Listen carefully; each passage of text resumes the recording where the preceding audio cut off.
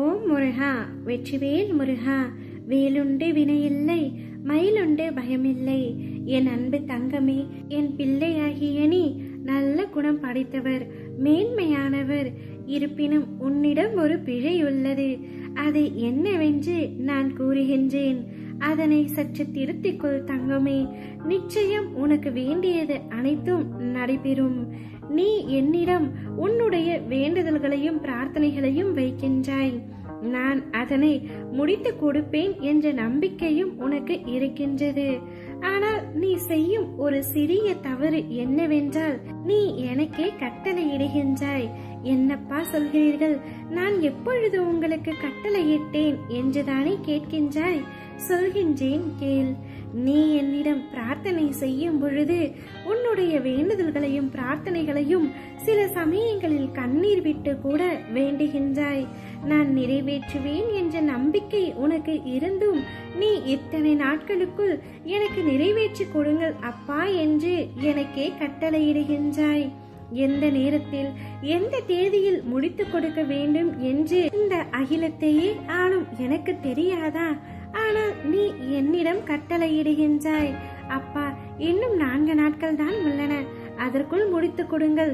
10 நாட்கள் தான் உள்ளன, அதற்குள் முடித்து கொடுங்கள் என்று.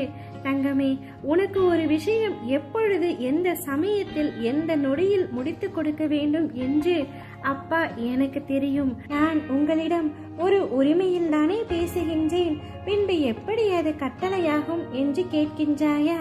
என் அன்பு தங்கமே, உனக்கானது அனைத்தையுமே நான் செய்கின்றேன். பின்பு ஏன் நீ நம்பிக்கை இழந்தது போல சில சமயங்களில் கேட்கின்றாய்? நான் உன்னிடம் எதிர்பார்ப்பது எல்லாம் உன்னுடைய கஷ்டங்களையும் உன்னுடைய பிரச்சனைகளையும் என்னுடைய பாதத்தில் சமர்ப்பித்து விடு என்றுதான். நீ நம்பிக்கையோடும் முழு மனதோடும் மட்டும் என்னை பிரார்த்தனை செய் என்றுதான் கேட்கின்றேன். நான் உனது பக்தியினை தவிர வேறு எதையுமே விரும்பவில்லை. செய்ய முடியாதது என்று இவ்வுலகத்தில் எனக்கு எதுவுமே இல்லை. அனைத்தையும் நான் நிச்சயம் நிறைவேற்றி தருவேன்.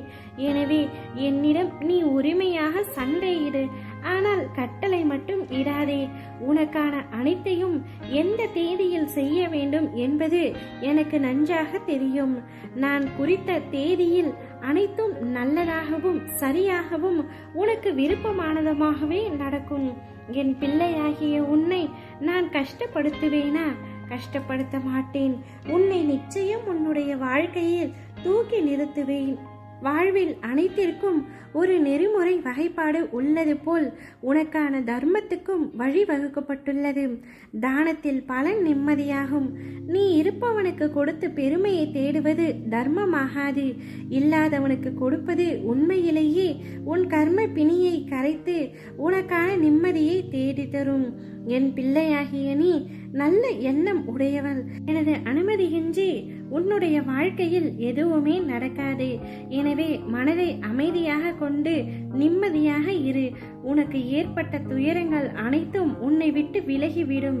தன்னம்பிக்கையை மட்டும் இழந்து விடாதே. அனைத்தும் விரைவில் மாறப்போகின்றது. நீ எதிர்பார்த்த அந்த வாழ்க்கையை நான் உனக்கு அளிக்கப் போகின்றேன். நீ சந்தோஷமாக இருக்கப் போகின்றாய்.